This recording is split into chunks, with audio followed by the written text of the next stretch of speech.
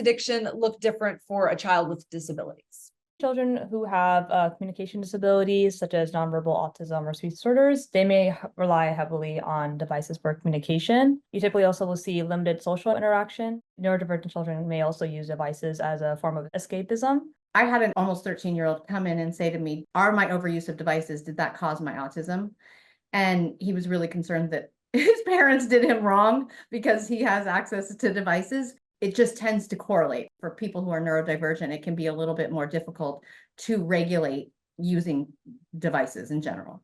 Some people might hear device addiction, right? Hello, welcome to teenage years. So, how can we decipher device behavior typical of a normal teenager versus what might be seen as unhealthy? You want to see that your child has a varied interest beyond device use, sports, arts, interacting with friends and peers in person. Make sure that your child has healthy sleep patterns and checking in on their emotional well-being, making sure they're not feeling some sort of depression or anxiety. I also think when you run into a child who's unable to disconnect without becoming emotionally dysregulated. So to the point of like full-blown tantrums, throwing things, kind of holding on to the device and really feeling like they need that in order to regulate their own emotions. So how can we limit the device time while mitigating the huge behaviors like you just mentioned that can result in that, okay, it might be time for a break?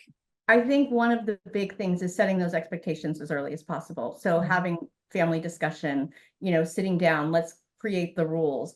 I tend to say things to kids like, your behavior is what is indicated of what your privileges are, right? So let's say the screen is a privilege, which it should be. So I tell parents to say, it's all what you show us. We can only base our decisions about how responsible you are based on what you show us. If you're really struggling to be able to give it up in those given amount of times, then maybe you're not mature enough, right? Or showing the mature behaviors that are needed in order to have access to that device.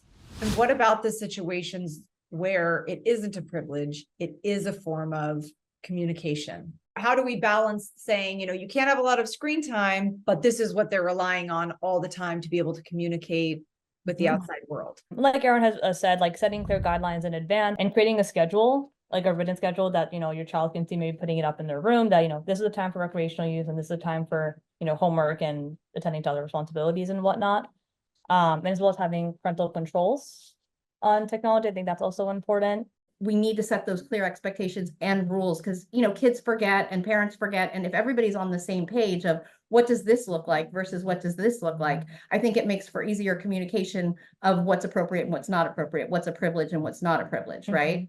That makes total sense, right? Because if this is your voice, if this is the way that they, do communicate with people, of course, you're going to have access to that. But there is a distinct difference between that and going to YouTube for hours at a time. So they feel that the device isn't necessarily only connected with their communication, right? So they still feel empowered and they don't feel like they're, having that taken away. So it's, again, like you said, really setting those boundaries and those expectations as early as possible and really understanding the difference. Right. And I think educating them, even, being very specific on, again, what those apps are, what they look like you said, like YouTube, games, things like that aren't necessarily part about the way that they communicate, but you're right, giving them that opportunity to not feel like that they can't communicate because we're taking away their device. So what if a child or teenager feels that they connect more with people online versus in person? I mean, should that be a deterrent in limiting time online if that's really where they feel comfortable?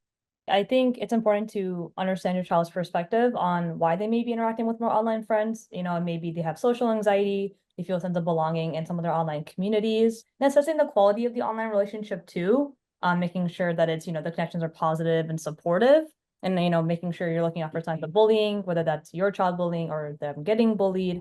I also think to be neuroaffirmative, right? So there are kids that just don't like to interact a lot with people in the real world. As long as they can operate in the world, like at school, can they work in groups? Are they able to participate in that way? I think then the privilege would just be like it would be for having a play date. Encouraging balance between the offline and online social interactions, it is essential for children and teenagers to have developed those strong interpersonal skills and to maintain those in-person relationships. And like Erin said, being able to work in groups is very important for collaborative purposes.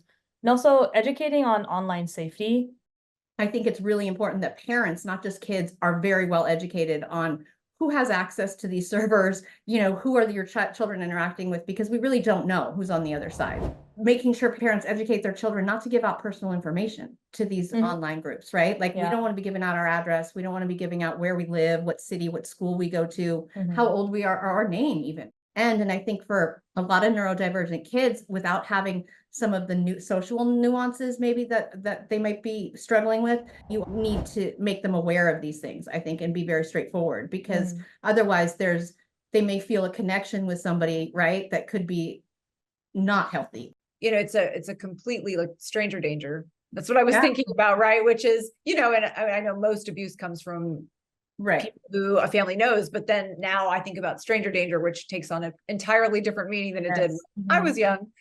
So just one more thing, I know, there's a lot of information out there about online safety, but it does take on a different dimension for our children or for neurodiverse children. Even sitting with your child, sometimes it's really interesting because parents will go, I heard you play Roblox with my kid. Yeah, because not only can I get into their inner world, I'm also seeing what they're doing, on these things. So sitting with your kid and maybe even playing on a different device, but playing with them, there's a lot of interaction that goes on. And I think you could play with your child in a really healthy way. I mean, in a positive way, at the same time, seeing how they interact in this environment.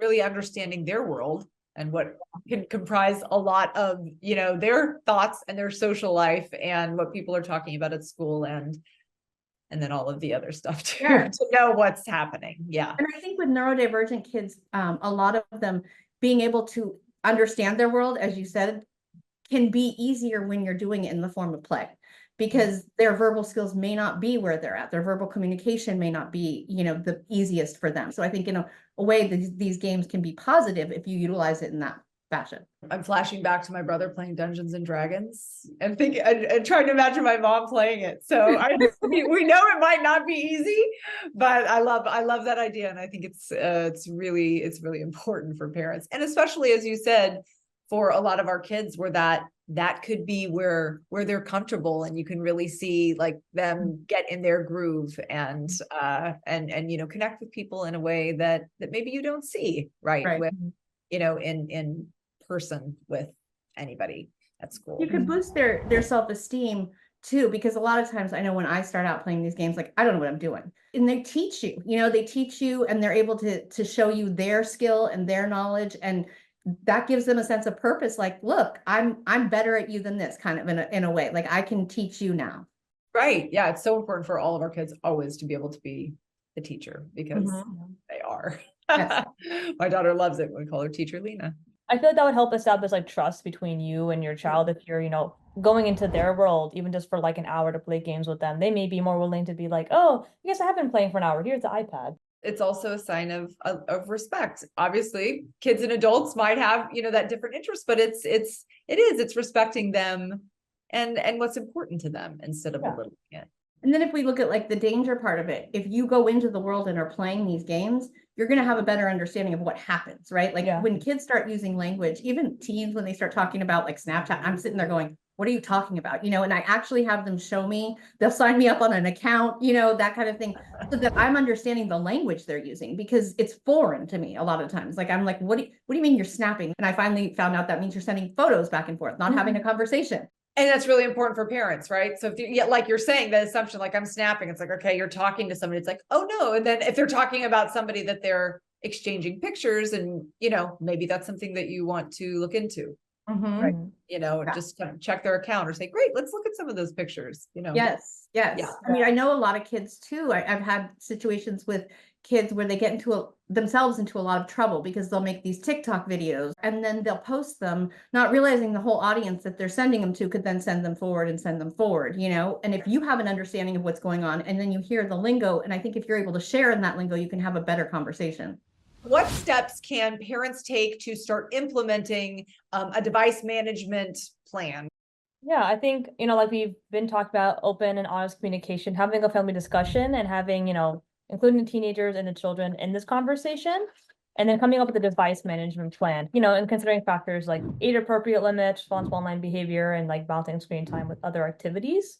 And then establishing clear guidelines for when and where devices can be used, as well as expectations are respectful and safe online interactions like we've been talking about. We do that for a specific reason, especially with our neurodivergent kids, because I've seen situations where parents get frustrated at one point, right? Like, and so they just turn off the internet or they turn off the device, and the kid has no idea. He's not linking behavior to the consequence because it's happening so erratically that it almost, I don't want to say it creates addiction, but it creates addictive behaviors, because then that child is impulsively, compulsively playing when they have it, because they have no idea, at least in their mind, of when it's going to be shut down, right? And for our neurodivergent kids to not have that, that's almost a feeling of being unsafe. It's like, I don't know when I'm going to get access, I'm going to overuse. And then all of a sudden it gets pulled and they're like, it's like withdrawal, because they don't have any idea of why.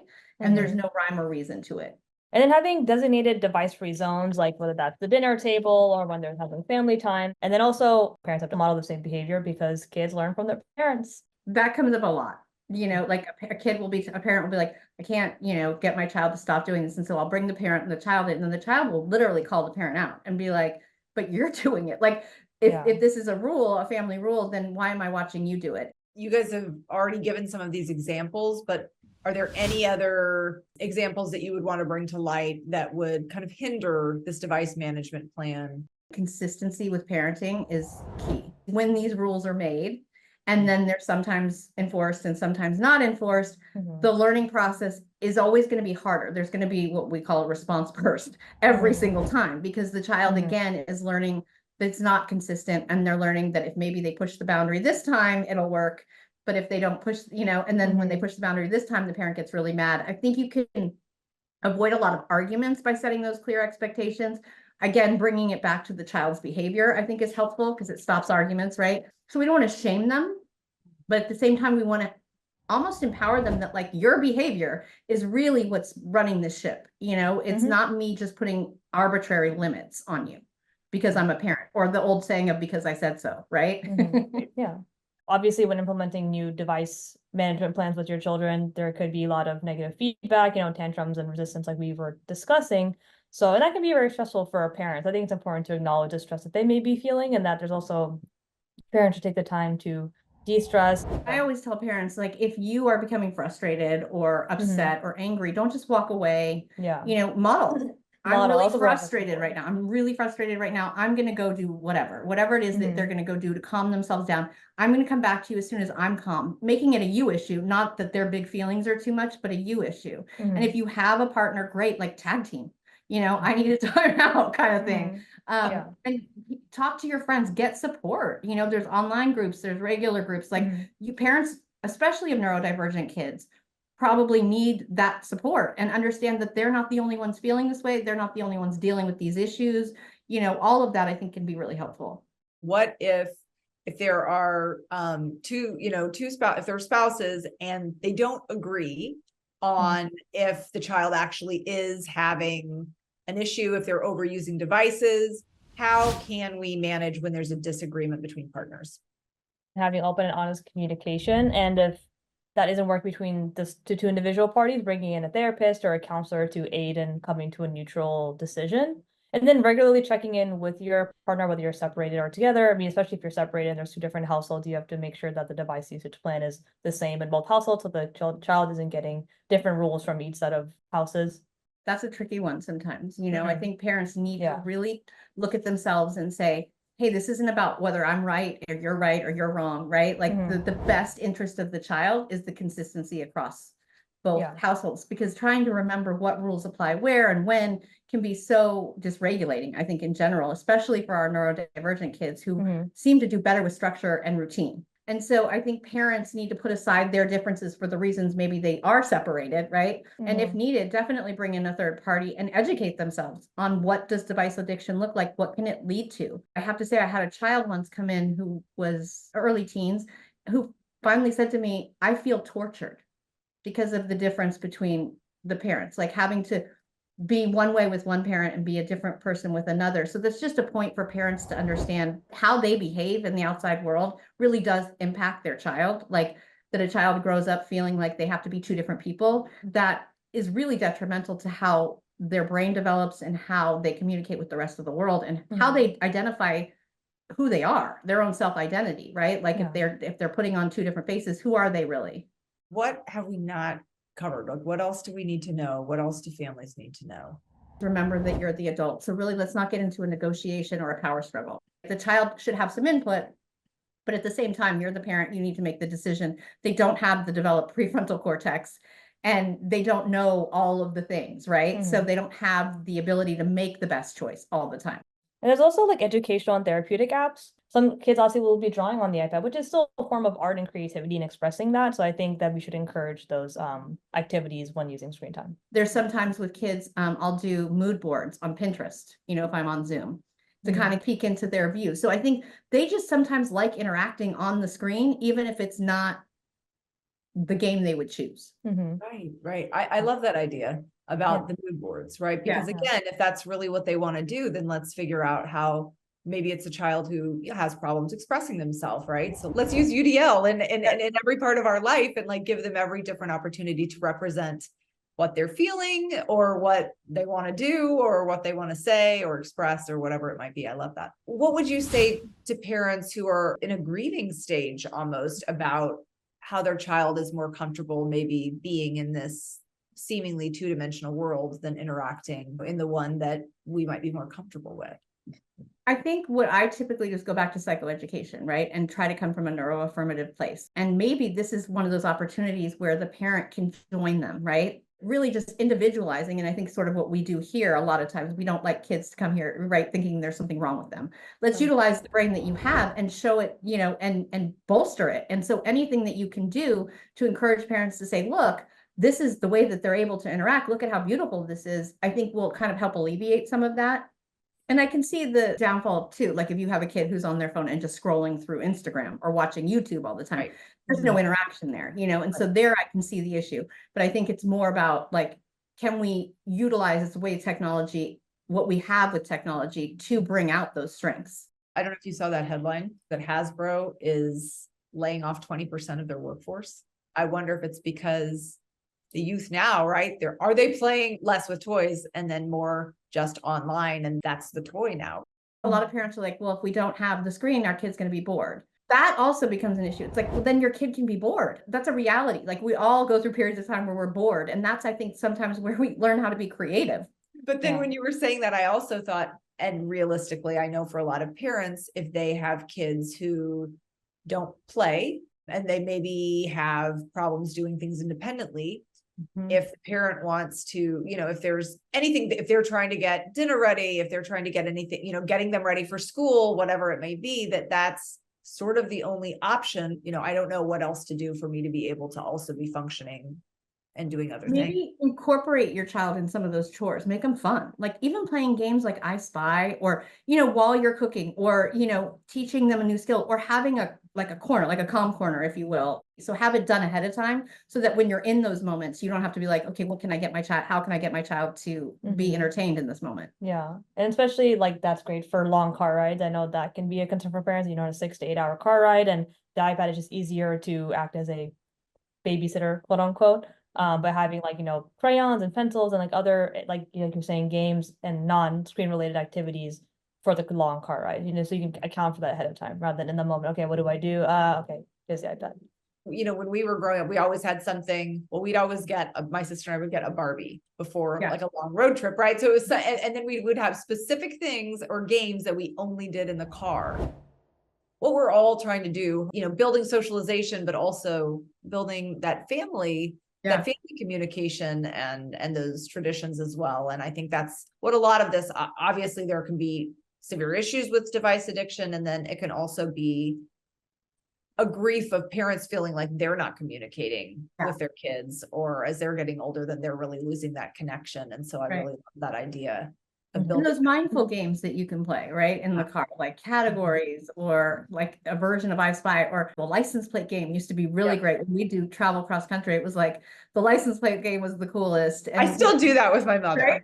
Yeah, exactly. Like there are different versions, and that's actually not only connecting you with your child, giving them so they don't have to sit there and just talk, because a lot of kids don't want to sit in the car and talk to their parents, No. But if you make it playful and fun, you're also training their brain, like to be more mindful in general.